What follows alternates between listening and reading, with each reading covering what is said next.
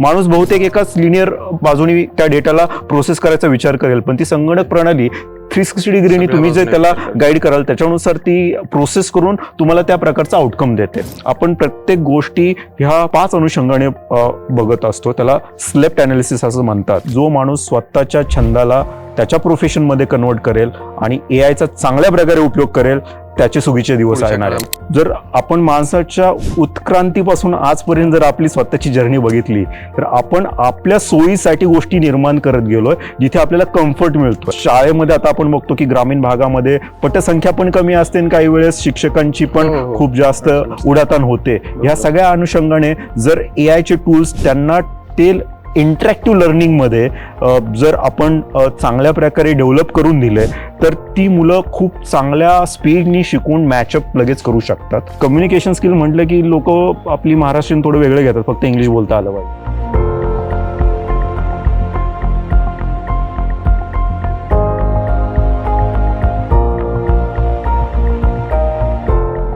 नमस्कार, मी अनिकेत चव्हाण आणि स्वागत आहे आपल्या यात्रा शिक्षण विश्वाची या पॉडकास्टमध्ये. आज आपल्या पॉडकास्टमध्ये आपल्यासोबत आहेत सुजय खांडगे सर. नमस्कार. सर एका डिजिटल मार्केटिंग फर्मचे फाउंडर आहेत. डिजिटल मार्केटिंगमध्ये खूप मोठं काम गेल्या काही वर्षामध्ये ते करत आहेत. शाळा कॉलेजेसमध्ये MBAच्या स्टुडंट्सला ते डिजिटल मार्केटिंग आणि AI संदर्भात विनाशुल्क मार्गदर्शन करतायत. त्याच्यामध्ये वेगवेगळ्या तरुणांना या क्षेत्रामध्ये करिअर कसं करायचं त्याबद्दल गायडन्स देत आहेत. तर आपण AI आणि डिजिटल मार्केटिंग या अनुषंगाने पुढच्या काही वर्षामध्ये शिक्षण क्षेत्रामध्ये काय बदल घडू शकतो आणि करिअर म्हणून विद्यार्थ्यांनी या दोन्ही फील्ड्सकडे कसं पाहावं याबद्दल आज सरांसोबत आपण चर्चा करणार आहोत. सर, तुमचं मनपूर्वक स्वागत आहे आमच्या पॉडकास्टमध्ये. नमस्कार. नमस्ते सर. सर, मी आपलं प्रोफाईल वाचलं आणि सगळ्यात पहिला इंटरेस्टिंग मला ही गोष्ट वाटली की आपण केमिकल इंजिनियर होता. बरोबर. त्याच्यामध्ये आपण करिअर केलेलं आहे आणि आज आपण डिजिटल मार्केटिंग मध्ये अतिशय उत्तम काम करताय. एक मोठी फर्म आपण चालवताय. तर ही यात्रा नक्की कशी घडली? यात्रा आणि हा प्रवास खूपच फॅसिनेटिंग होता. जसं आपल्या शैक्षणिक बॅकग्राऊंडमुळं त्या काळामध्ये ज्यावेळेस 10वी झाली तर करायचं काय, तर गायडन्स हा नसल्यामुळे इंजिनिअरिंग ह्या अनुषंगाने तो प्रवास सुरू झाला. इंजिनिअरिंग झाल्यानंतर ज्यावेळेस जॉब करायला लागल्यानंतर कळालं की अंगभूत कलागुण वेगळे आहेत आणि शिकलोय काहीतरी वेगळं, आणि तिथे त्या रिस्पेक्टिव्ह फील्डमध्ये थोडंसं डिस्कनेक्ट एन्जॉयमेंटचा हे व्हायला लागला. म्हणजे प्रोफेशनली ऑब्जेक्टिव्ह फुलफिल होत होते, पण मग आवड नसल्यामुळे मग फक्त ते काम आयुष्यभर करायचं का हा प्रश्न जेव्हा स्वतःला पडायला लागला त्यावेळेस मग डिसिजन घेतला की आपले अंगभूत कलागुण हे वेगळे आहेत. मला बोलायला खूप जास्त आवडायचं, लोकांबरोबर इंटरॅक्ट करायला आवडायचं. मग त्या दृष्टीने मग म्हटलं की मार्केटिंग ही फील्ड आपल्यासाठी, सेल्स ही फील्ड आपल्यासाठी चांगली असू शकते. त्यानुसार पुन्हा अभ्यास करून MBAला ऍडमिशन घेतलं आणि मग MBAला Pune university department of management science मधनं केल्यानंतर त्या काळामध्ये इंटर्नशिप मला ही डिजिटल मार्केटिंग एका कंपनीमध्ये अहमदाबादला मिळाली होती आणि तिथून मग माझी करिअरची सुरुवात ही डिजिटल मार्केटिंगला सुरुवात झाली. डिजिटल मार्केटिंग हे माझं पॅशन झालं आणि टेक्नॉलॉजीने टेक ऑफ दिला. सो मी म्हणू शकतो की आज जे काही success being a digital marketing म्हणून मिळालंय त्याच्या मागे गुगल आणि गुगलच आहे. हा असा प्रवास passion to take off due to the technology असा मी म्हणू शकतो. याच्या म्हणजे हे ऐकून मला एक बरं वाटलं की तुम्ही तो डिसिजन योग्य वेळी घेतला की थोडंसं फील्ड चेंज करायचं. ठीक आहे, थोडंसं कदाचित लेट झाला असेल, पण तो डिसिजन घ्यायचं तुम्ही डेअरिंग केलं किंवा रिस्क घेतली. कारण सध्या बऱ्याच मुलांचं होतं की जस्ट एक पिअर प्रेशर म्हणून इंजिनिअरिंग, मेडिकल किंवा ज्या काही फील्ड असेल त्या निवडतात आणि मग त्याच्यामध्ये एकतर ते जमत नाही, डिफिकल्ट जातं किंवा तुम्ही म्हटलं तसं त्याच्यामध्ये एक तो फुलफिलमेंट भेटत नाही. हो. पण सर, छान वाटलं. असं काहीतरी प्रवास नक्कीच विद्यार्थी जर असे कोणी असतील तर मला सांगा वाटेल की अशा काही गोष्टी घडू शकतात. त्याच्यामुळे फक्त पिअर प्रेशरच्या मागे न लागता किंवा सोसायटी किंवा घरीचं कोणीतरी म्हणतंय म्हणून काही गोष्टी करू नका. तुम्हाला ज्याच्या क्षेत्रामध्ये आवड त्याच्यामधूनच जर तुम्ही सुरुवातीपासून केलं तर नक्कीच त्याचा फायदा होऊ शकतो. सरांसारखे सगळे जीनियस असतील आणि केमिकल इंजिनियर बनून नंतर मग या सगळ्या गोष्टी कदाचित सगळ्यांना जमू शकत नाही. याच्यामध्ये मी एक ऍड करू इच्छितो की जी आपली सध्याची एज्युकेशन सिस्टीम आहे याच्यामध्ये खूप लवकर कमी वयात म्हणजे मुलांच्या प्रायमरी याच्यामध्ये जर त्यांचे अंगभूत कलागुणांना आपण जर हेरलं आणि त्यांना असलेल्या त्यांच्या छंदांना वाव दिला तर भविष्यात अशा प्रकारच्या जॉब्स रिक्वायरमेंट किंवा क्रिएट होणार आहेत ज्या छंद आणि तुमचे प्रोफेशनल लाईफ याला कुठेतरी जोडायला मदत करणार आहेत. आणि दोन्ही गोष्टी म्हणजे अंगभूत कलागुण आणि छंद ह्या दृष्टीने प्रोफेशनल करिअर बनवू शकतो आणि त्याच्या खूप जास्त डिमांड येणार आहेत. त्या दृष्टीने जर बिंग तुम्ही एज्युकेशन इन्स्टिट्यूट म्हणून याच्यावर जर विचार करून त्याचं काही इकोसिस्टम क्रिएट करायला चालू केलं तर भविष्यात खूप चांगल्या प्रकारे आपल्याला ह्या वेगवेगळ्या प्रोफेशन्स मधले एक्सपर्ट्स मिळायला चालू होतील. बरोबर आहे सर. तर आता याच्या वेगळ्या प्रोफेशन वरून पुढचा प्रश्न माझा त्या अनुषंगाने आहे. बरोबर. तुम्ही ज्यावेळी डिजिटल मार्केटिंग मध्ये किंवा या फील्डमध्ये काम सुरू केलं तो काळ आता जवळपास एक 10-15 वर्षापूर्वीचा 15 वर्षापूर्वी बऱ्याच गोष्टी वेगळ्या होता. बरोबर. आता जी अगदी रिसेंट गोष्ट म्हणू कदाचित तुमच्या फील्डमध्ये किंवा तुम्ही त्यातले एक्सपर्ट आहात तुम्हाला जुनी असेल पण एक सामान्य लोकांना अतिशय रिसेंट टेक्नॉलॉजीचं एक डेव्हलपमेंट म्हणू आपण ती म्हणजे AI कृत्रिम बुद्धिमत्ता. राईट. तर खूप AIचा वापर सध्या वाढत चाललाय. तर मला असं म्हणजे आमच्या विद्यार्थ्यांना किंवा पालकांना की AI सोप्या भाषेत कसं समजून सांगाल आणि शिक्षणात त्याचा सध्या वापर कसा वाढत चाललाय. बरं. सो AI ही एक संगणक प्रणाली आहे.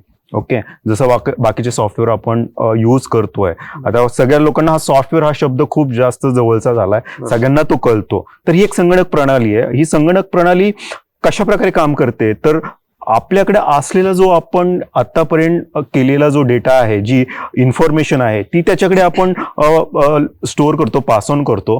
त्याच्यावर आपल्याला जे एक्सपेक्टेड आउटकम आहे त्याच्यातनं आपल्याला काय हवंय त्या दृष्टीने त्याला गाईड करतो आणि त्यानुसार ते 360 डिग्रीनी ती प्रणाली काम करते. माणूस बहुतेक एकाच लिनियर बाजूनी त्या डेटाला प्रोसेस करायचा विचार करेल पण ती संगणक प्रणाली 360 डिग्रीनी तुम्ही जे त्याला गाईड कराल त्याच्यानुसार ती प्रोसेस करून तुम्हाला त्या प्रकारचा आउटकम देते.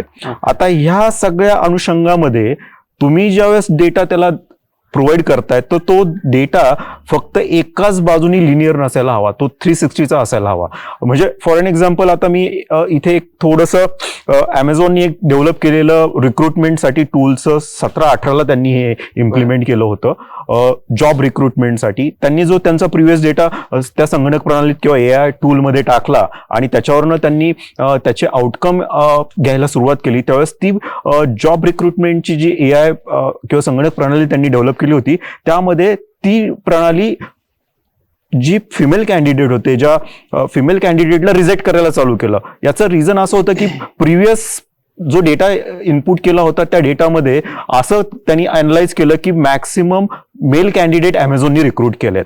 आता भविष्यामध्ये असं नाही होऊ शकणार की फिमेल कॅन्डिडेट तेवढ्या केपेबल नाहीयेत इन टर्म्स ऑफ जॉब रोलसाठी पण जो डेटा तुम्ही देताय त्याच डेटाला तो त्या प्रकारे प्रोसेस करून तुम्हाला आउटकम देतोय.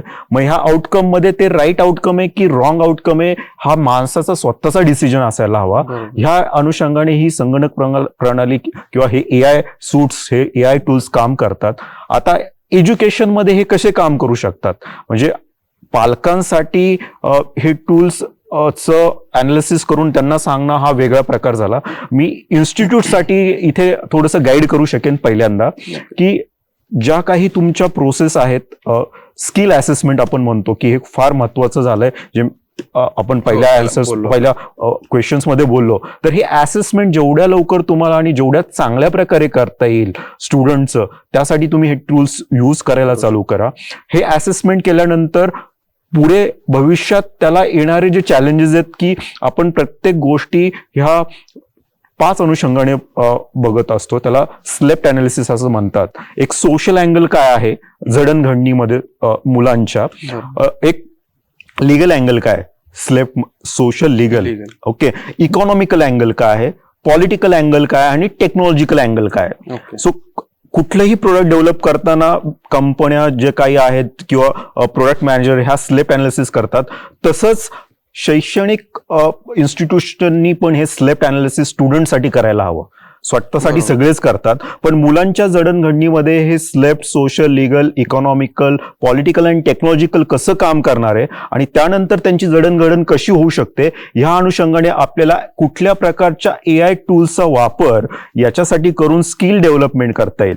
भविष्यामध्ये स्किल्स येतील लोकांकडे, पण ना कुठे तरी ते इमोशनल कनेक्ट जो आहे तो खूप जास्त त्याचा डिझोनन्स क्रिएट होईल. ते कुठे तरी त्याचा बिंग अ इंडियन्स किंवा बिंग आपण सोसायटी म्हणून आपण त्या इमोशनल अँगलला मिस करायला चालू करू. मग त्यासाठी काय कामाला येईल, तर जी भारताची जी काय बोलतात ना की मजबूत पायाभरणी आहे ती फक्त शैक्षणिक धोरणांवर आणि शैक्षणिक इन्स्टिट्यूशनवरच तगलेली आहे आणि ती पुढे तगणार आहे. आणि त्याच्या मागे जो इमोशनल इंटेलिजन्सचा जो प्रकार आपण म्हणतोय आता पुढचा, AI नंतर काय तरी इमोशनल इंटेलिजन्स आहे हे बोललं जात आहे. पण याच्यामध्ये जो रोल प्ले करतात आहेत इन्स्टिट्यूट, एज्युकेशनल इन्स्टिट्यूट किंवा तुमच्या शैक्षणिक संस्था, त्यांची जबाबदारी आणखीन वाढणार आहे की मुलांना तुम्ही इमोशनली इंटेलिजन्स कसं बनवाल, राईट डिसिजन घेण्यासाठी कसं उपयुक्त कराल. मग हे तुमचं कुठलंच AI टूल देऊ शकत नाही. तिथे ह्युमन टचच लागणार,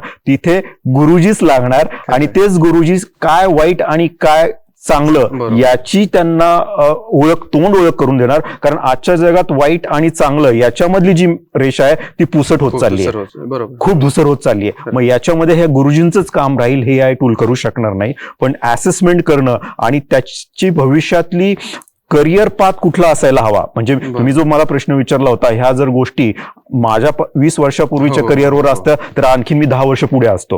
पण ह्या आत्ताच्या मुलांना त्याची संधी आहे, त्यानुसार त्यांचे असेसमेंट करून त्या काय करू शकतात आणि त्यांना ऑप्शन्स काय आहेत हे सगळं टूल असेस करून बिंग एज्युकेशन इन्स्टिट्यूट किंवा तुमच्या शैक्षणिक संस्था याचा चांगल्या प्रकारे वापर करू शकतात. आता ज्यावेळेस पालकांच्या संदर्भात ही गोष्ट येते, तर पालकांच्या संदर्भात काय वापरायचं याच्यापेक्षा काय वापरू नये AI मध्ये त्यांच्या मुलांसाठी त्यांनी आणि मुलांनी हे पहिलं इन्फॉर्मेशन घेणं गरजेचं आहे. ही इन्फॉर्मेशन जेव्हा पालक घेतील, त्यांच्या पाल्याला ते ज्यावेळेस त्या प्रकारे गाईड करतील काय वापरू नको, त्यावेळेसच खरा AIचा वापर चांगल्या प्रकारे सुरू होणार आहे. बरोबर. पण तेवढा अवेअरनेस त्या पालकांमध्ये पण होणं गरजेचं आहे. तुम्ही सांगितलं तसं जे त्या फील्डमध्ये काम करतात त्यांच्यासाठी कदाचित ती 4-5 वर्ष किंवा 10 वर्ष जुनी संकल्पना असेल, पण सामान्य नागरिकांसाठी मागच्या 1-2 वर्षात किंवा ChatGPT आपण प्रामुख्याने ChatGPT आल्यानंतर खूप ते स्प्रेड झालं. आता ChatGPTच्या अनुषंगाने आणि तुम्ही सर मागच्या याच्यामध्ये एक असं बोललात की योग्य वापर त्याचा केला गेला पाहिजे. बरोबर. तर माझा प्रश्न त्याच अनुषंगाने आहे. ChatGPTवर आपण प्रश्न विचारला की उत्तर येत आहे, विद्यार्थ्यांना ते सोयीस्कर करतंय, विद्यार्थ्यांची मदत करतंय का त्यांची डिपेंडन्सी वाढवतंय ChatGPT किंवा हे सगळे AI tools? Very good question. ह्या क्वेश्चनचा आन्सर देताना मी ना थोडंसं तुम्हाला ड्रॅमॅटिक उत्तरच्या याने चालू करेल. उत्क्रांती टेक्नॉलॉजी किंवा इंटरनेटची जी झाली ती अल्टाविस्टा नावाच्या सर्च इंजिननी झाली होती. मग त्याचा पुढचा एक प्रकार पुढे येत गेला. सो याहू हा जो सर्च इंजिन आणि जो ईमेल ID होता, बऱ्याच लोकांनी सुरुवात केली त्याची चालू करायला. तर याहू काय होतं, तर याहू एक लायब्ररी होती. मग लायब्ररीमध्ये इन्फॉर्मेशन मिळायची. त्याच्या नेक्स्ट पुढची स्टेज गुगल आली. तर गुगल हा लायब्ररियन झाला, लायब्ररी टू लायब्ररियन झाला. मग लोक गुगलकडं त्या लायब्ररियनकडे विचारायला लागली की काय आहे काय नाही ते. आता ही परिस्थिती आली आहे, लायब्ररियनचा पर्सनल ट्युटर झालाय AI. मग ते वेगळे असू शकतात. ओके. सो तो पर्सनल ट्युटर झालाय प्रत्येक माणसाचा, जो लायब्ररीमध्ये जातोय, लायब्ररीयनना विचारतोय. त्याच्या पुढची ही स्टेप आली पर्सनल ट्युटर. आता याच्या पुढे पर्सनल ट्युटर याचा जो कालावधी होता, याहू टू गुगल हा साधारणपणे 4 वर्षाचा होता. गुगल टू AI हा 10 वर्षाचा आहे. आणि आता AI किंवा जो पर्सनल ट्युटर आहे तो कालावधी फक्त 2 ते 1.5 वर्षाचाच राहणार आहे. याच्यानंतर काय येणार आहे, तर पर्सनल ट्युटर, तर ह्या स्टुडंटच्या अनुषंगाने सांगतो, रिंग मास्टर. हा AI टूल त्यांना रिंग मास्टर बनवणार आहे. त्याच्या आधी आपल्याला अवेअर व्हायला लागणार आहे की आपल्या सगळ्या गोष्टी रिंग मास्टरच्या हातात द्यायच्या की नाही द्यायच्या. बरोबर. ओके. सो मग आता बॅक टू क्वेश्चन की ह्या सगळ्या अनुषंगाने हा स्टुडंट्सला AI हेल्पफुल आहे की हेल्पफुल नाहीये. तर याचे 2 काय म्हणतात की प्रो अँड कोन्स आहेत. की जर हे टूल एखादं गणिताचं समीकरण सोडवण्यासाठी हे टूल जर वापरलं स्टुडंट्सनी, तर ते समीकरणाचं फक्त मी आन्सर आलंय याच्यासाठी ते टूल वापरतोय की त्या गणिताच्या समीकरणाला त्या टूलनी काय काय स्टेप फॉलो केल्यात आणि त्या स्टेपमुळे आन्सर आलंय. त्या स्टेपवर जर बिईंग अ स्टुडंट म्हणून मी कॉन्सन्ट्रेट केलं, तो प्रोटोटाईप मी डोक्यात घेतला आणि त्या अनुषंगाने मी दुसरी गणितं स्वतः सोडवायला जर एफर्ट्स घेतले तर हे टूल फार फॅन्टॅस्टिक आहे. याच्यामध्ये दोन गोष्टी होतील. एक तर जो लर्निंग कर्वचा वेळ आहे तो वाचेल, त्याच्यामध्ये त्याला अॅनालिटिकल स्किल स्वतःच डेव्हलप करायला खूप चांगला वाव मिळेल आणि जो डिपेंडन्सी त्याची टीचरवर होती ती कमी होईल, कारण तिथे इंटरॅक्शन पॅटर्न प्रत्येक वेळेस कम्युनिकेशन पॅटर्न सगळ्या स्टुडंटला सगळ्याच टीचर्सचे कळतात असं नाहीये. तर त्या अनुषंगाने AI टूल हे भविष्यासाठी स्टुडंटच्या खूप चांगला आहे. पण त्यांनी त्याचा वापर फक्त अंडरस्टँड करणं, प्रोसेस अंडरस्टँड करण्यासाठी केला तर खूप चांगलं होईल. म्हणजे आमच्या शैक्षणिक काळामध्ये नवनीत हे गाईड असायचं, पण काही टीचर्स किंवा घरचे लोक म्हणायचे नवनीतला घेऊन बसू नको, पुस्तकं वाच. त्याचं रिझन आज कळतंय की पहिलं पुस्तक का वाचायला हवं होतं आणि नंतर गाईड का बघायला हवं होतं. तर प्रोसेस कळाली पाहिजे, हीच प्रोसेस कळायला पाहिजे, हे याच्या मागचं सार आहे. नाही बरोबर आहे. म्हणजे तुम्ही म्हणता ते अगदी बरोबर आहे. कारण जर विद्यार्थी फक्त उत्तर शोधण्यासाठी वापर करावे लागले तर कदाचित म्हणजे थोडक्यात परीक्षेत काय करणार आहे ते, म्हणजे एकदम पटकन उदाहरण, त्यांनी जर प्रोसेसेस समजून घेतले नाही, फक्त उत्तर शोधलं. तर माझा पुढचा प्रश्न तोच होता की त्यांनी तो वापर कशा पद्धतीने केला पाहिजे, पण तुम्ही याच्यामध्ये सांगितलं. आता त्याचा थोडासा पुढे जाऊन आपण विचार केला, ज्याच्यावर पहिल्या प्रश्नामध्ये थोडंसं सर तुमच्याकडून आलंय, पण AI आलं किंवा हे या सर्व टेक्नॉलॉजी पुढे तुम्ही सांगताय की आणखी नवीन काहीतरी येणार, या सगळ्यामध्ये पुढच्या 5-10 वर्षामध्ये नोकरीचा जो काही हे आहे तो खूप बदलणार आहे. बरोबर. आणि मग या बदलत्या परिस्थितीसाठी आमच्या विद्यार्थ्यांनी कसं तयार झालं पाहिजे, स्वतःला कसं बदलवलं पाहिजे? कारण हे तर आता आपण जे म्हणतो की पारंपरिक नोकऱ्या जाणारच आहेत असं गृहीत धरून. बरोबर आहे, बरोबर आहे. तर याच्यासाठी विद्यार्थ्यांनी आपल्याला कसं तयार केलं पाहिजे स्वतःला? आता आपण ज्यावेळेस AI बद्दल खूप बोलतोय आणि त्याच्या येणाऱ्या संगणक प्रणाली, त्याचा इम्पॅक्ट म्हणजे ओव्हरऑल इम्पॅक्ट माणसाच्या दैनंदिन जीवनावर, मग प्रोफेशनल लाईफवर कसं होणार आहे, ह्या सगळ्यामध्ये जर आपण एक गोष्ट अनालाइज अँड अंडरस्टँड केली तर ती गोष्ट अशी आहे की आपण त्याला फीड काय करतोय, इन्फॉर्मेशन काय देतोय आणि ती इन्फॉर्मेशन व्हॅलिडेट करणारा कुठला एक्सपर्ट आहे. तर ह्या अनुषंगाने जर आपण विचार केला तर सब्जेक्ट मॅटर एक्सपर्ट हा जो डोमेन आहे, हा डोमेन खूप चांगल्या प्रकारे आणखीन जास्त वाव जॉबसाठी क्रिएट करू शकतो. जॉब जातील ही काळ्या दगडावरची पांढरी रेषा, पण ते जातील तर त्या प्रकारे 2x नी तयार पण होणार आहेत. पण ते कुठले होणार आहेत? तर मग ज्यावेळेस 80च्या दशकामध्ये जे बेसिक ग्रॅज्युएट्स होते की ज्यांना आपण फिजिक्स, BSc सायन्स किंवा असे जे म्हणायचो, त्या प्रकारचे जे बेसिक सब्जेक्टचे किंवा लँग्वेजचे ही असतील, तर जे बेसिक ग्रॅज्युएशन्स होते त्यांना पुन्हा चांगले दिवस येणार आहेत. ओके. ह्या अनुषंगाने की ते सब्जेक्ट मॅटर एक्सपर्ट आहेत. इंजिनिअरिंग मध्ये पण जे बेसिक फंडामेंटल इंजिनिअरिंगचे हे होते, मेकॅनिकल प्रोडक्शन, सिव्हिल्स, त्या लोकांसाठी पण खूप चांगल्या प्रकारे अपॉर्च्युनिटीज क्रिएट होतील, कारण ते सब्जेक्ट मॅटर एक्सपर्ट आहेत. तिथे मेंदूशिवाय काहीही किंवा ह्युमनशिवाय काही होऊ शकत नाही.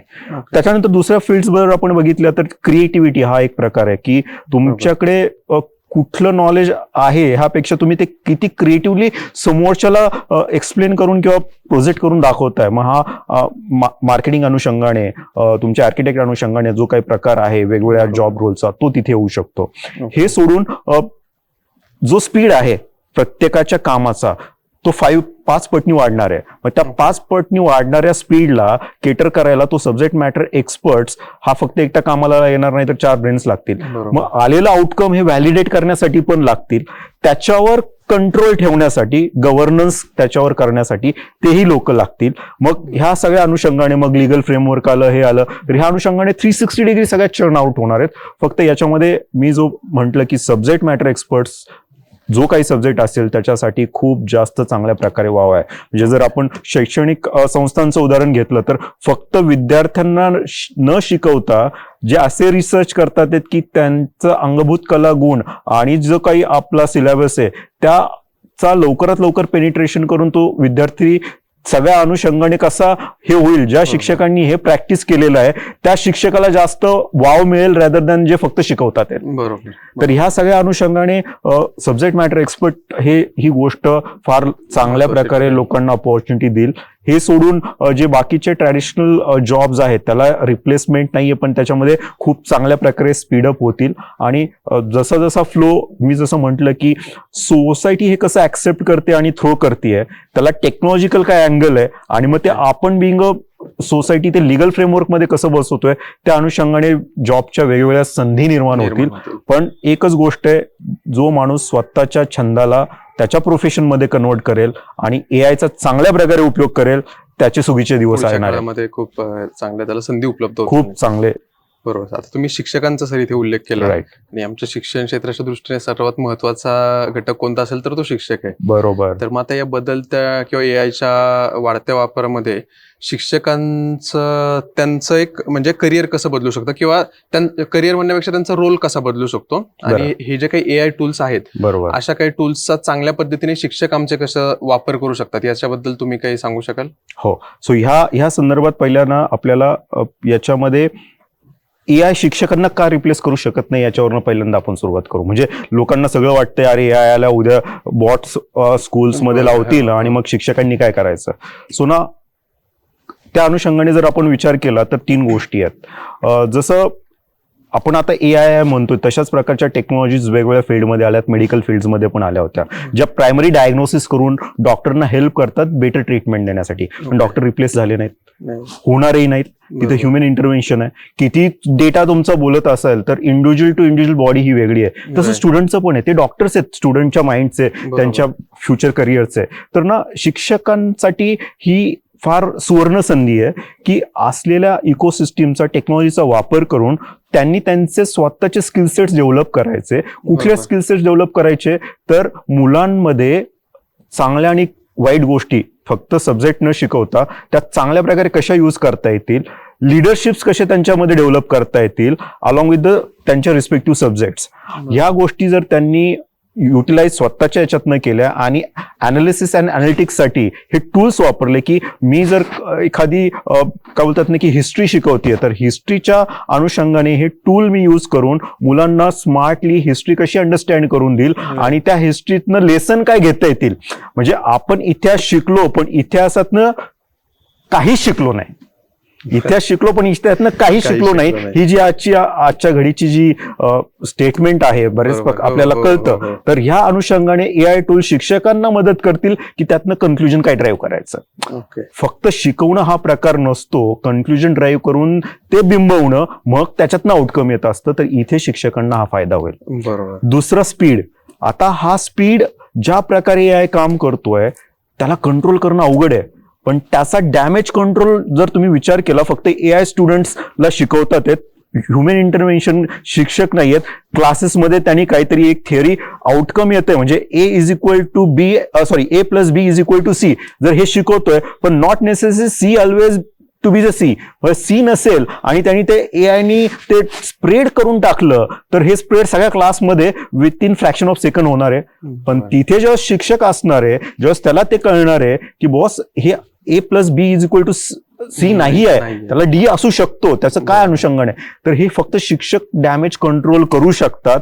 जर हा डॅमेज तुमच्या संगणक प्रणालीने एआयनी झाला तर तो स्प्रेड व्हायरस सारखा होऊ शकतो. म्हणून इथे शिक्षक लागणार आहेत. बरोबर. तो स्पीड कंट्रोल करायला. त्यानंतर जो तिसरा प्रकार आपण बोलतोय की गव्हर्नन्स, मी जे म्हणतोय की जे गव्हर्नन्ससाठी शिक्षकच लागणार आहेत. मग शिक्षकांनी स्वतः हे मुलांच्या कुठल्या ऍस्पेक्टनुसार एआय उपयोगी होणार आहे, त्यांच्या स्वतःसाठी एआय उपयोगी होणार आहे. म्हणजे आता आपण जे म्हणतो की एज्युकेशन सिस्टीम इंडियाची 10 वर्षामध्ये पुढच्या आणखीन चेंज होणार आहे. असेसमेंट जो प्रकार असतो, या असेसमेंटमुळेच प्रोग्रेस होत असते आणि हे असेसमेंट आणि क्वालिफिकेशनचे जे क्रायटेरिया डिफाईन होतात किंवा आतापर्यंत आपण डिफाईन केलेत हे खूप ट्रॅडिशनल आहेत. याच्या पुढे जाऊन त्या मुलांनी गणित सॉल्व्ह केलं पण त्याचं आन्सर राईट नाही आलं, पण त्यांनी स्टेप सगळ्या फॉलो केल्या. त्यासाठी त्याला 0 मार्क न देण्याऐवजी जर तुम्ही ह्या प्रकारच्या टूल करून त्याची अनालिटिकल स्किल जर अंडरस्टँड करायला चालू केलं आणि त्याच्यावर त्याला मार्किंग द्यायला चालू केलं, हे पहिलं शिक्षकांना स्वतःला समजून घ्यावं लागेल आणि त्यानुसार त्याला ग्रेडिंग द्यावं लागेल. आणि मग तिथून पुढे त्या रिस्पेक्टिव्ह इंडिव्हिज्युअल मुलाचा किंवा स्टुडंटचा जो कॉन्फिडन्स लेवल बिल्ड होईल, जो वेगळ्या अँगलनी तो विचार करायला चालू करेल, शिक्षक अगोदर ते करायला चालू करतील आणि मग स्टुडंट करायला, त्या अनुषंगाने शिक्षकांमध्ये पण फार चांगल्या प्रकारे पॉझिटिव्ह बदल होईल. त्यांचा जो आजचा म्हणजे ह्या गोष्टी थोड्या माझ्या माणसाने बोलायला नकोत, पण जो आजचा त्यांचा कॅरी फॉरवर्डचा जो रोल आहे, इकडून उचलायचं तिकडे टाकायचं, याच्यामध्ये फार ड्रॅस्टिकली बदल होणार आहे. त्यांच्याशिवाय एज्युकेशन सिस्टीमच चालू शकणार नाहीये फ्युचर मधली. पण फक्त त्यांनी ह्या गोष्टीला स्वतःसाठी अडॉप्ट करून स्टुडंटकडे पेनिट्रेट करून किंवा स्टुडंटला ते पास ऑन करायला हवं. त्यांच्या रिपिटेटिव्ह टास्क ज्या आहेत त्या सगळ्या AI वर सोडून किंवा बाकीच्या टूल्सवर सोडून ते मेन डोमेनमध्ये कॉन्सन्ट्रेट केलं तर त्यांचे स्किल्स वाढतील आणि अल्टिमेटली स्टुडंट्सला, मुलांना त्याचा फायदा फार चांगल्या प्रकारे होईल. तुम्ही म्हणताय तसं म्हणजे पुढच्या काळामध्ये शिक्षकांनी स्वतःला पहिलं बदलणं खूप गरजेचं झालेलं आहे. कारण एवढी झपाट्याने आता सर्व शिक्षण पद्धती किंवा सर्वच गोष्टी बदलत जाणार आहेत, नवनवीन गोष्टी येत जाणार आहेत. जसं गुगल ते याहूचा काळ 10 वर्षाचा होता, गुगल ते आता AIचा काळ 10 वर्षाचा होता, तसं पुढच्या 1-2 वर्षाला नवीन काहीतरी गोष्टी बरोबर आहे. त्याच्यामुळे शिक्षकांचा रोल नक्कीच महत्वाचा होता आणि तो महत्वाचा कायम राहणार आहे. तर आता आपण AI बद्दल बरंच बोललो, विद्यार्थ्यांनी काय केलं पाहिजे, शिक्षकांनी काय केलं पाहिजे, पण हे मला असं वाटतं की आपण एकाच बाजूने बोललो या दृष्टीने की आपण शहरी भागातल्या जिथे सर्व सोयी सुविधा आहेत, जिथे इंटरनेट कनेक्शन या या अनुषंगाने सर्व चर्चा झाली. बरोबर. ग्रामीण भागातल्या शाळांना याचा कसा उपयोग होऊ शकतो? खूपच छान क्वेश्चन आहे आणि हा खूप जवळचा क्वेश्चन आहे माझ्या. सो ग्रामीण भागातल्या म्हणजे गांधीजींपासून आपण बघत आलोय की भारत कुठे तर भारत गावांमध्ये आहे, खेड्यांमध्ये, आणि आज ते प्रकर्षाने आपल्याला पण जाणवते शहरी भागामध्ये राहणाऱ्या. जोपर्यंत आपला ग्रामीण भाग इंटेलेक्च्युअली अपग्रेड करणार नाही स्वतःला, तोपर्यंत हे शहरीकरण जे होत चाललंय आणि त्याचं विद्रूप होत चाललंय सगळं, तर ते थांबणार नाही. कारण गावाकडनं लोक शहरात यायला नकोत. मग याच्यासाठी स्टुडंट म्हणजे जे काही आपले इन्स्टिट्यूशनल एज्युकेशन सिस्टीम ग्रामीण भागातल्या आहेत त्या खूपच चांगल्या आहेत पहिल्यापासून, पण आणखीन त्यांना टेक्निकल अँगल जर आपण देत गेलो किंवा जो AI अडॉप्ट करत गेलो तर याच्यामध्ये 2 गोष्टी होतील की ज्या आता आपण प्रकर्षाने जाणवतोय की जी इन्फॉर्मेशन आपल्याला इकडे फार चटकन मिळते की काय चाललंय जगाच्या पाठीवर. कारण आपण आता लोकांना म्हणजे जगाला एक्सपोज होतोय, ग्लोबल इकॉनॉमी जी बोलतो ती ग्रामीण भागापर्यंत जासपर्यंत वेळ लागतो. त्यामुळे व्यावहारिक ज्ञानांमध्ये ते कुठेतरी कमी पडतात. म्हणजे शालेय शिक्षण किंवा जे काही बाकीच्या गोष्टी स्किल्स असतात तिकडे फार चांगले असतात, पण व्यावहारिक याच्यामध्ये कमी पडतात. मग व्यावहारिक कमी पडल्यामुळे कमर्शियलायझेशन होत नाही आणि त्यामुळे त्यांचा करिअर ग्राफ एवढ्या लवकर तो पिक करत नाही जेवढ्या लवकर शहरी भागातल्या स्टुडंटचा होतो. मग ह्या ज्या गोष्टी आहेत की तिथे इन्फॉर्मेशनचं जे काय ॲम्प्लिफिकेशन खूप लिमिटेड होतंय ते ह्या प्रकारे ह्या टूल्सने चांगल्या प्रकारे होऊ शकतं. मी जे म्हटलं की स्पीड जे मॅच करू शकत नाहीत ग्रामीण भागातले इकोसिस्टीम, आपण फक्त एका कॉम्पोनंटला त्याला ब्लेम करून चालणार नाही, पण जी इकोसिस्टीम जी होत नाहीये ऍक्टिव्ह किंवा एवढी रिॲक्टिव्ह, त्यासाठी आपल्याला ह्या प्रकारचे टूल्स ग्रामीण भागामध्ये इम्प्लिमेंट करून स्टुडंट्सला एक्सपोज केल्यानंतर त्यांचा जो लर्निंग कर्व आहे तो खूप लवकर फास्ट येऊ शकतो. याच्यामध्ये जर शाळेमध्ये आता आपण बघतो की ग्रामीण भागामध्ये पटसंख्या पण कमी असते आणि काही वेळेस शिक्षकांची पण खूप जास्त उडाताण होते. ह्या सगळ्या अनुषंगाने जर AIचे टूल्स त्यांना ते इंटरॅक्टिव्ह लर्निंग मध्ये जर आपण चांगल्या प्रकारे डेव्हलप करून दिले तर ती मुलं खूप चांगल्या स्पीडनी शिकून मॅचअप लगेच करू शकतात.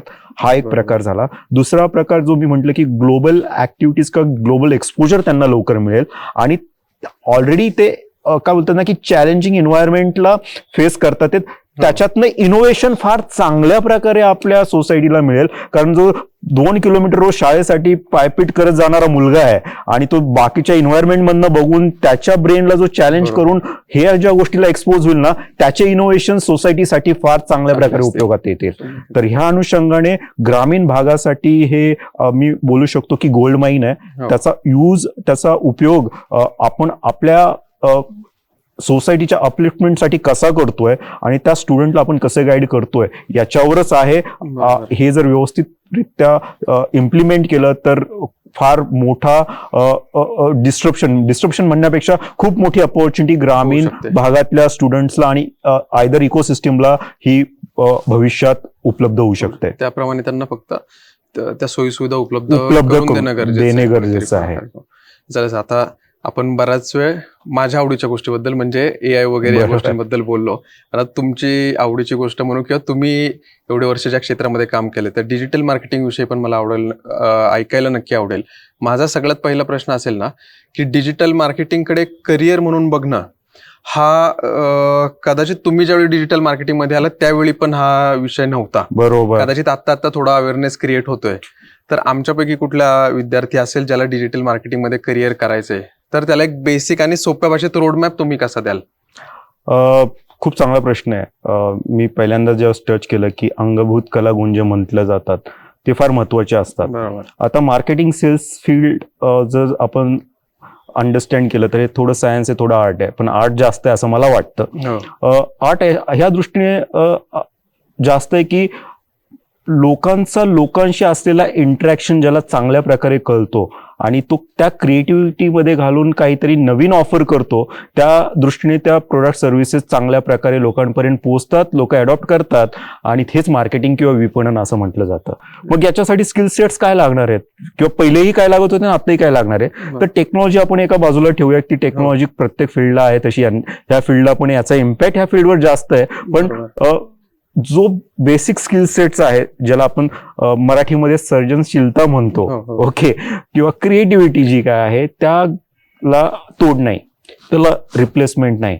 हेच ज्या माणसाकडे कम्युनिकेशन स्किल आहे, म्हणजे कम्युनिकेशन स्किल म्हटलं की लोक आपली महाराष्ट्रीयन थोडं वेगळं घेतात, फक्त इंग्लिश बोलता आलं पाहिजे. तुम्ही तुमच्या भाषेवर काय प्रभुत्व आहे ते कसं तुम्हाला समोरच्या माणसाला पटवून देताय, त्या प्रकारचं जे कम्युनिकेशन स्किल ज्याच्याकडे आहे, ज्याच्याकडे क्रिएटिव्हिटी आहे. क्रिएटिव्हिटी म्हणजे नुसतं मी काहीतरी out of box abstract painting केलं असं नसतं, तर त्याचं पण आपल्या सोसायटीमध्ये किंवा स्टुडंट्सला ते कळायला पाहिजे की क्रिएटिव्हिटीची खरी डेफिनेशन काय. आणि त्या अनुषंगाने ह्या दोन गोष्टी जर आपण चांगल्या केल्या की कम्युनिकेशन आणि क्रिएटिव्हिटी ह्या, आणि तिसरा जो अँगल आहे ना, द सोशल अंडरस्टँडिंग मार्केटिंगच्या साठी, की जोपर्यंत त्याला सोसायटी कळत नाही ना तो मार्केटिंगच करू शकणार नाही. म्हणजे सोसायटीमध्ये एवढे वेगवेगळे पदर आहेत आणि मला जर एक प्रोडक्ट वेगळ्या पदरच्या लोकांना विकायचं तर मी काय प्रकारे विकू, सगळ्यांना सारखा मेसेज नाही देता येणार आणि ह्या टेक्नॉलॉजीमुळे तर आणखीन निश स्कॅटर होत जाणार आहेत. मग ह्या सगळ्या अनुषंगाने ह्या तीन गोष्टी ज्याला कळेल की ज्याला सोशल अंडरस्टँडिंग आहे, म्हणजे आज पुण्याच्या ईस्ट भागात विकणं आणि साऊथ भागात विकणं हे पण फार डिफिकल्ट आहे, ते अंडरस्टँड करावं लागतं, वेगळे पैलू आहेत. तर हे सगळे अंडरस्टँड करणारा माणूस ज्याला कल्चरल आणि सोशल अँगल माहिती आहे, ज्याच्याकडे क्रिएटिव्हिटी आहे, ज्याच्याकडे कम्युनिकेशन आहे, हे तीन स्किल सेट्स त्याला मार्केटिंगमध्ये चांगल्या प्रकारे मदत करू शकतात. आता डिजिटल पहिल्यांदा होता, आता राहील का नाही याच्या कुठली तरी वेगळी कॉन्सेप्ट येईल.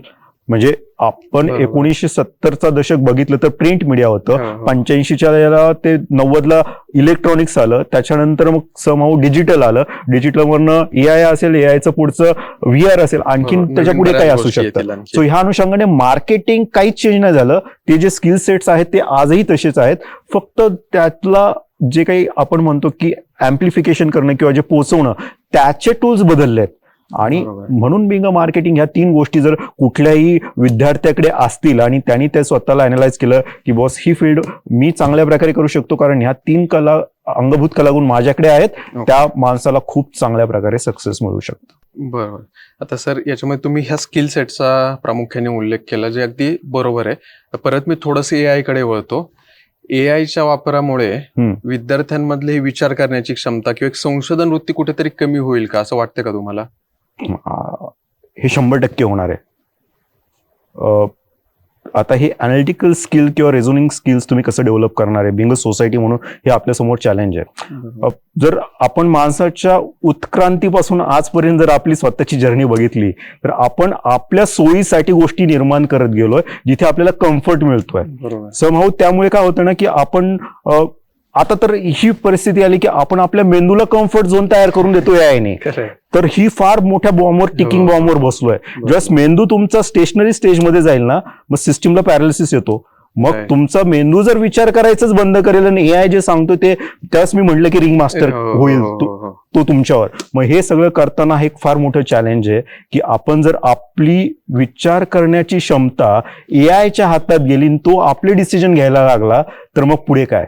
सर ह्या अनुषंगाने शैक्षणिक इन्स्टिट्यूशनचा, तुमच्यासारख्या सगळ्या इकोसिस्टीमचा फार मोठा रोल पुढे राहणार आहे, की तुम्ही मुलांमधलं analytical skills, analytical mind, reasoning thinking हे कसं करताय. म्हणजे develop the brain.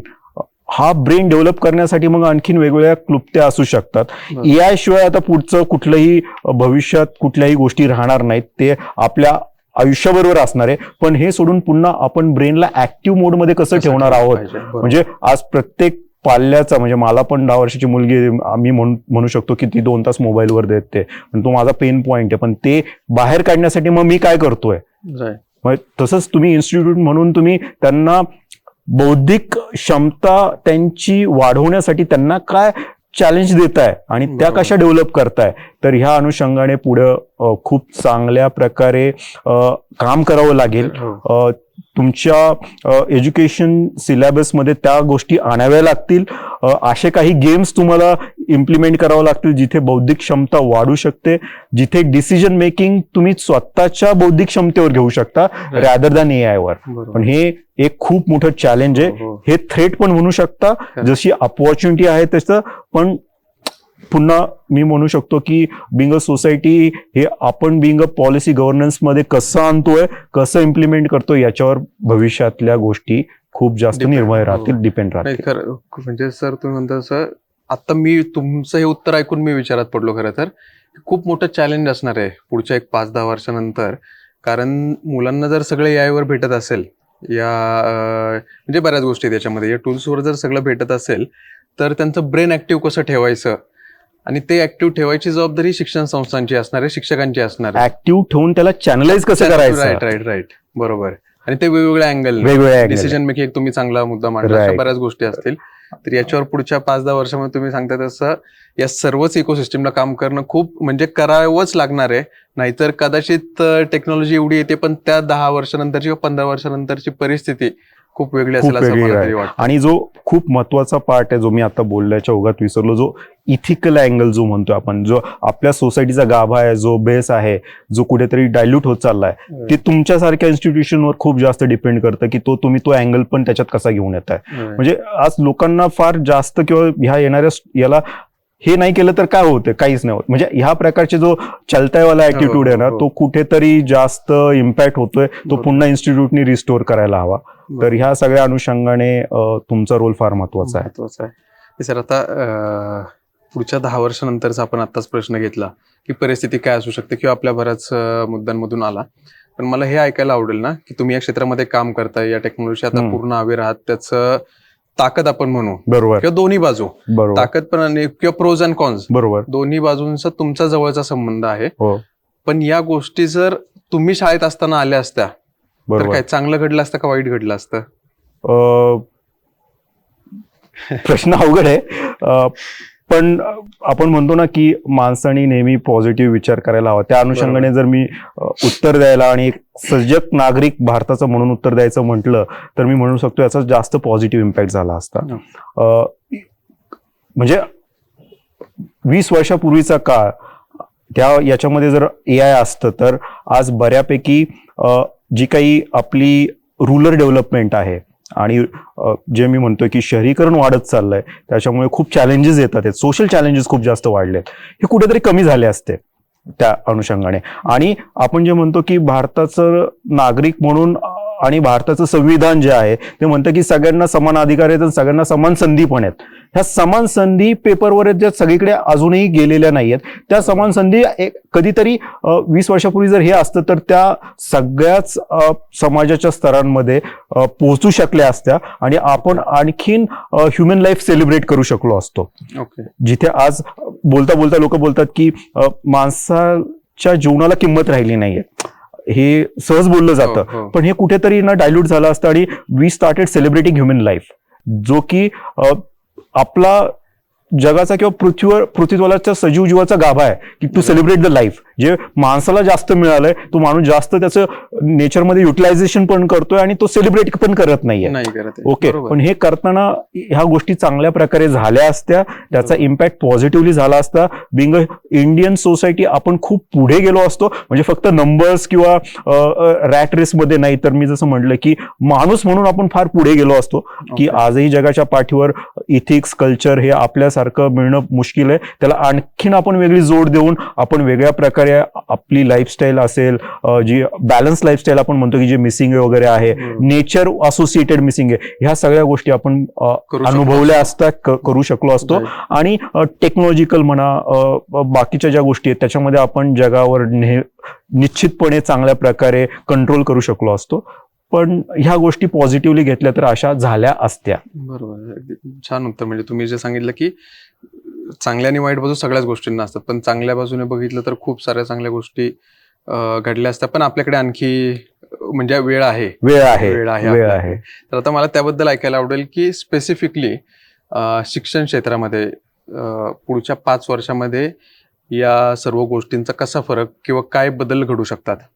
Okay, so जसं मी मगाशी एक आन्सर करताना म्हटलं की असेसमेंट, हे असेसमेंट टूल्स खूप चांगल्या प्रकारे इम्प्लिमेंट होऊ शकतात शिक्षण क्षेत्रामध्ये. त्याच्यामध्ये लवकर रिझल्ट्स येऊन मुलाला रिएक्टिव्ह ऍक्शन किंवा रिएक्टिव्ह मोडमध्ये आपल्याला हे तुझा हा स्किल सेट थोडा कमी पडतोय, त्याच्यासाठी कस्टमाइज सिलेबस तुम्ही घेऊन तो इम्प्लिमेंट करून त्याला अपलिफ्टमेंट लवकर करू शकता, त्याचा लर्निंग कर्व कमी होईल. जिथे शिक्षकांना पण आणि स्टुडंट्सला पण डिसिजन मेकिंग लवकर मिळेल की मला काय करायला हवं आणि काय नको. ह्या दुसऱ्या अनुषंगाने ज्या गोष्टी काय म्हणतात ना की जुन्या होत चालल्यात आणि ज्या आपण प्रॅक्टिस करतोय आणखीनही आपल्या एज्युकेशन सिस्टीम मध्ये, तर त्या कुठेतरी तुम्हाला लवकर डिसिजन घ्यायला हेल्प करतील की हे आपल्याला कन्सिडर करायचे सिलेबस मध्ये की नाही, आउटडेटेड झालंय आणि पुढे जायचंय. आणि जसं म्हटलं की तुमचा 40 मुलांच्या पटमध्ये सुद्धा तुम्ही 10 मुलं अशी हेरू शकता की ह्या भागाला जाऊ शकतील, त्यांना मी मॅथ्स शिकवताना ह्या प्रकारे शिकवेन आणि उरलेल्या 10 मुलांना मी मॅथ्स ह्या प्रकारे शिकवेन. व्यावहारिक सगळीकडेच आहे, पण मग ते किती लेवल पर्यंत शिकवायचं आणि त्यामुळे त्यांचे काय स्किल सेट डेव्हलप होतील, ह्या अनुषंगाने तुम्ही आणखीन जास्त पेनिट्रेटिव्ह सिलेबस क्रिएट करू शकता. खूप स्पेशलाइज, म्हणजे आपण जसं म्हणतो की IIT IIMs ह्यासाठी आहेत, तुमचे मेडिकल इन्स्टिट्यूट ह्यासाठी आहेत, पण ते जर तुमच्या शालेय शिक्षणापासून जर तुम्ही ते ग्रूम करत गेलात मुलाच्या त्या स्किल सेट्स असेसमेंट नुसार, तर आपल्याला भविष्यात मिळणारे एक्सपर्ट्स खूप जास्त सुपेरियर होतील. आपण फक्त एक्सपर्ट्स नाही डेव्हलप करून करणार, तर आपण सायंटिस्ट डेव्हलप करू. आणि हेच गोष्ट आहे की ओव्हरऑल जे काही आउटकम त्या ब्रेन मधनं आपल्याला मिळणार आहे ते फार superior social, political, economical and technological इम्पॅक्टवर राहू शकतं. आणि तिथे ह्या शाळा, तुमच्या शैक्षणिक संस्था आहेत त्या खूप मोठा रोल प्ले करू शकतात. 5 वर्षामध्ये सामाजिक ज्या काही डिस्ट्रप्शन्स येणार आहेत त्याच्यामुळे त्याचं चॅलेंज खूप जास्त राहणार आहे. त्या चॅलेंजला तुम्ही कसं मिटिगेट करताय आणि त्याच्यातनं काय सोल्युशन घेऊन येत आहे, ह्या सगळ्या अनुषंगाने त्याचं भविष्यातला पाथ डेव्हलप होऊ शकतो, क्रिएट होऊ शकतो. पण 5 वर्ष वेट अँड वॉच करत राहण्याबरोबर इम्प्लिमेंटेशन नवीन गोष्टीचं करणं आणि त्यातनं आलेल्या आउटकमवर लगेच रिॲक्ट करणं हे तुमच्या हातात आहे. आणि मग 5 वर्षानंतर तुम्हाला कळेल की आता आपण कुठे चाललोय. पण 5 वर्ष आयडियल मोड मध्ये न राहता लगेच आलेल्या गोष्टी ऍक्ट करून रिॲक्ट करून त्याच्यावर काहीतरी सोल्युशन तात्पुरतं असू शकतं, पण ते काढून चालू करावं लागेल. पुन्हा तेच आहे की फंडामेंटल आपल्याला शैक्षणिक संस्थांनी विसरून अजिबात चालणार नाही. त्यांनी त्या फंडामेंटल्स, संस्कृती ते करून पुढे जावं लागेल. आणि त्या अनुषंगाने 5 वर्षाचा जो कालावधी आहे याच्यामध्ये शैक्षणिक संस्थांनी वेट अँड वॉच ठेवताना ह्या गोष्टी पण अडॉप्ट करून त्याचं तात्पुरतं सोल्युशन इम्प्लिमेंट करावं लागेल. बाकी मोठ्या लेवलवर गव्हर्नमेंट काय इम्प्लिमेंट करते, गव्हर्नन्स काय येतात, कंप्लायन्स काय येतात, ते तर बाय मॅन्डेटरी तुम्हाला फॉलो करावं लागतील, पण त्याचे पण इम्पॅक्ट तुम्हाला अॅनलाइज करून समोरच्याला कन्वे करावं लागतील त्या रिस्पेक्टिव्ह रेग्युलेटरी बॉडीला की असं होतंय तसं होतंय. म्हणजे शाळा ही फक्त एक्सपेरिमेंट लॅब न होता ही इनोव्हेशन लॅब व्हायला हवी. आणि त्या दृष्टीने तुमचा पाऊल जर पडत गेलं तर हे फार भविष्याच्या दृष्टीने आशादायक चित्र आपल्याला दिसू शकतं. आवडलं सर मला. वाक्य म्हणण्यापेक्षा छान डायलॉग झालाय तसा आपल्यासाठी, रीलसाठी होईल चांगला. पण शाळा हे फक्त एक्सपेरिमेंटल लॅब न होता इनोव्हेशन लॅब व्हावी. आणि अगदी म्हणजे खूप बरोबर आहे सर. कदाचित 10 वर्षापूर्वी परिस्थिती कदाचित नाही वेगळीच होती, पण आता एवढं सगळ्या गोष्टी बदलत आहेत. त्या दृष्टीनेच शाळांना, शिक्षण संस्थांना, शिक्षकांना, पालकांना सर्वांनाच विचार करावा लागणार आहे. बरोबर. आणि सर आता आपण आपल्या शेवटाकडे वळूयात. खूप साऱ्या गोष्टी आपण कव्हर केल्या, कदाचित खूप साऱ्या राहिल्या असतील, पण आमच्या पॉडकास्टचा एक शेवटचा माझा आवडता प्रश्न असा असतो प्रत्येक गेस्टला आमच्या, की विद्यार्थी, पालक आणि शिक्षक यांना तुम्ही एक काय सल्ला द्याल? आता आपण AI आणि डिजिटल मार्केटिंग या गोष्टींवर बोललोय, बदलत्या टेक्नॉलॉजीवर बोललोय, तर त्या अनुषंगाने एक सल्ला काय द्याल? शिक्षकांना आणि शैक्षणिक संस्थांना सल्ला देण्या एवढा मी मोठा नाहीये, पण हा, मी एक स्वतः पालक आहे आणि मी विद्यार्थ्यांना पण म्हणजे स्टुडंटला पण शिकवतो. तर त्या दोघांना मी हे गाईड करू शकेन की विद्यार्थ्यांनी ज्यावेळेस ह्या गोष्टी नवीन येतात किंवा ज्या काही तुम्ही त्या विद्यार्थी दशेत आहात, तर पहिली गोष्ट आहे ना, ही विद्यार्थी दशा तुम्ही एन्जॉय करायला शिका. ते पुन्हा दिवस येत नाहीत. एन्जॉय करताना आहे ना, 2 गोष्टी आहेत की तुमचा कल्चरल ॲस्पेक्ट काय तो विसरता कामा नये, आणि तुम्हाला आतापर्यंत सोसायटीने जे दिलंय, समाजाने जे दिलंय, त्याचं तुम्ही देणं लागताय. त्यासाठी तुम्ही आज शाळेत आहात. तर हे न विसरता तुम्ही शाळेतले तुम्हाला मिळालेलं एक्सपोजर हे एन्जॉय करायला आलं पाहिजे. आणि भारतीय नागरिक म्हणून तुम्ही स्वतःला कसं पुढे घेऊन जाताय, म्हणजे मी जसं म्हटलं की प्रत्येका फेजमध्ये 80च्या दशकांमध्ये वेगळं चॅलेंज होतं, 2000ला वेगळं चॅलेंज आहे. आत्ताच्या मुलांना फक्त स्वतःसाठी करायचंय आणि स्वतःसाठी प्रूफ करायचंय. 20 वर्षापूर्वी मला माझ्यासाठी आणि फॅमिलीसाठी करायचं होतं, त्याच्या अगोदर मला समाजासाठी करायचं होतं. ओके, तर अशा प्रकारे हे सगळं होतं आणि यांना फक्त आता स्वतःसाठी करायचंय आणि स्वतःला प्रूफ करायचंय. तर ह्या अनुषंगाने त्यांनी ते एन्जॉय करता आलं पाहिजे. त्यांनी जो कल्चर ॲस्पेक्ट आहे तो न विसरता इमोशनल इंटेलिजन्स डेव्हलप करून स्वतःसाठी केलं तर ते ऑटोमॅटिकली समाजाला मिळणार आहे हे अंडरस्टँडिंग करून मी माणूस म्हणून चांगल्या प्रकारे कसा स्वतःला डेव्हलप करू शकतो त्या दृष्टीने त्यांनी स्वतःला घडवायला हवं. पालकांनी मुलांना शिकवताना त्यांचे अंगभूत कलागुण कसे विकसित होतील, आपली असलेलं कल्चरल संस्कृती आणि भारतीय नागरिक म्हणून असलेली जबाबदारी काय आहे हे शिकवणं फार महत्वाचं आहे. ह्या अनुषंगाने जर पालकांनी कॉन्ट्रीब्यूट त्यांच्या याच्यामध्ये त्यांच्या अँगलनी केलं, स्टुडंटनी ते अडॉप्ट केलं, तर ऑटोमॅटिकली एक चांगल्या प्रकारचा भारतीय नागरिक आपल्याला मिळायला चालू होईल आणि आपलं बिंग अ सोसायटी म्हणून आपली प्रोग्रेस चांगली होईल. शैक्षणिक संस्था त्यावेळेसही खूप चांगल्या काम करत होत्या, आत्ताही खूप चांगल्या करतात आहेत आणि भविष्यातही करतील. म्हणजे आता आपण पुण्यामध्ये वाढलोय, मोठे झालोय, आपण पुण्याची प्रगती कशामुळे झाली आहे ही बघितली आणि आपण त्याचे एक काय म्हणतात ना की एक स्वतः विटनेस आहोत. जर ते शैक्षणिक संस्थांनी एवढं जास्त अडॉप्शन आणि पेनिट्रेशन केलं नसतं तर आज मी सुद्धा इथे बसू शकलो नसतो.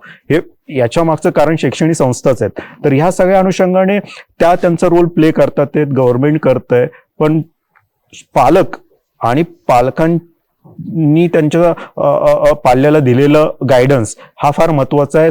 मी जसं म्हटलं टेक्नॉलॉजी येतील जातील, स्थित्यांतर होत राहणार आहेत, पण तुम्ही तुमचे कल्चरल ॲस्पेक्ट्स आणि जे काही बिंग इंडियन भारतीय म्हणून जे काही आपल्याला अपॉर्च्युनिटीज मिळालेल्या आहेत समाजाकडून त्या आपण चांगल्या प्रकारे युटिलाइज करून पुन्हा समाजाला कसं देणं लागतोय हे जर आपण चांगल्या प्रकारे प्रॅक्टिस केलं, जे विसरत चाललोय, तर एक सोसायटी म्हणून आपण खूप वेगळ्या लेवलवर जाऊ शकतो आणि हेच पालकांना आणि विद्यार्थ्यांना टिक आहे.